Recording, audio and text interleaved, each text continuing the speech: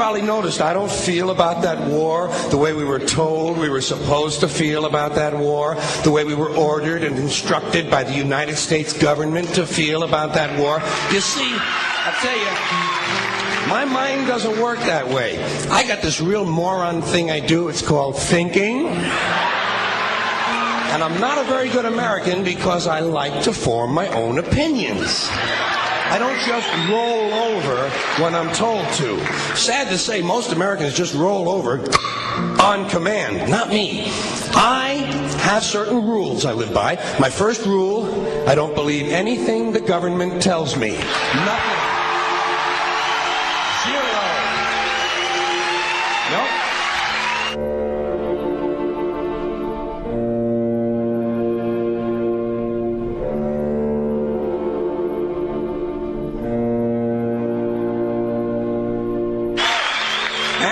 Take very seriously the media or the press in this country, who in the case of the Persian Gulf War were nothing more than unpaid employees of the Department of Defense, and who most of the time function as kind of an unofficial public relations agency for the United States government. So I don't listen to them. I don't really believe in my country, and I gotta tell you folks, I don't get all choked up about yellow ribbons and American flags. Now, to balance the scale, I'd like to talk about some things that bring us together. Things that point out our similarities instead of our differences. Because that's all you ever hear about in this country is our differences. That's all the media and the politicians are ever talking about, the things that separate us, things that make us different from one another. That's the way the ruling class operates in any society. They try to divide the rest of the people. They keep the lower and the middle classes fighting with each other so that they, the rich, can run off with all the fucking money. Fairly simple thing happens to work. You know, anything different, that's what they're going to talk about. Race, religion, ethnic and national background, jobs, income, education, social status, sexuality, anything you can do, keep us fighting with each other so that they can keep going to the bank. You know how I describe the economic and social classes in this country? The upper class keeps all of the money, pays none of the taxes. The middle class pays all of the taxes, does all of the work. The poor are there just to scare the shit out of the middle class. Keep them showing up at those jobs. Politicians know that word. They use it on you. Politicians have traditionally hidden behind three things: the flag, the Bible, and children. No child left behind. No child left behind. Oh, really? Well, it wasn't long ago you were talking about giving kids a head start. Head start, left behind? Someone's losing fucking ground here.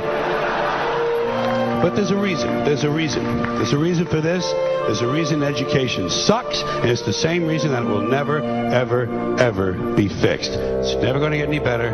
Don't look for it. Be happy with what you got. Because the owners of this country don't want that. I'm talking about the real owners now. The big, the wealthy, the real owners, the big wealthy business interests that control things and make all the important decisions. Forget the politicians. They're irrelevant. The politicians are put there to give you the idea that you have freedom of choice. You don't. You have no choice. You have owners. They own you. They own everything. They own all the important land. They own and control the corporations. They've long since bought and paid for the Senate, the Congress, the state houses, the city halls. They got the judges in their back pockets, and they own all the big media news, all the big media companies. So they control just about all of the news and information you get to hear. They got you by the balls. They spend billions of dollars every year lobbying to get what they want. Well, we know what they want. They want more for themselves and less for everybody else. But I'll tell you what they don't want. They don't want a population of citizens capable of critical thinking. They don't want well-informed, well-educated people capable of critical thinking. They're not interested in that. That doesn't help them. That's against their interest. That's right. You know something?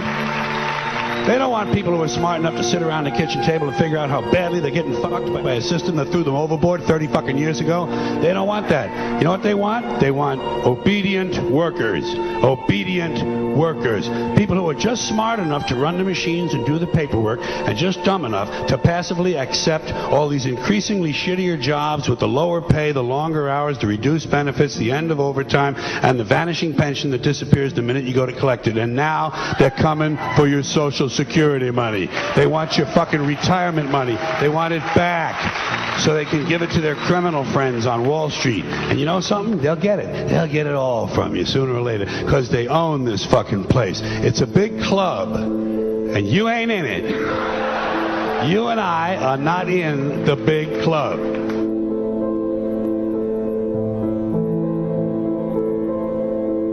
The greatest form of control is where you think you're free when you're being fundamentally manipulated and dictated to. One form of dictatorship is being in a prison cell and you can see the bars and touch them. The other one is sitting in a prison cell but you can't see the bar, you think you're free. What the human race is suffering from is mass hypnosis. We are being hypnotized by people like this.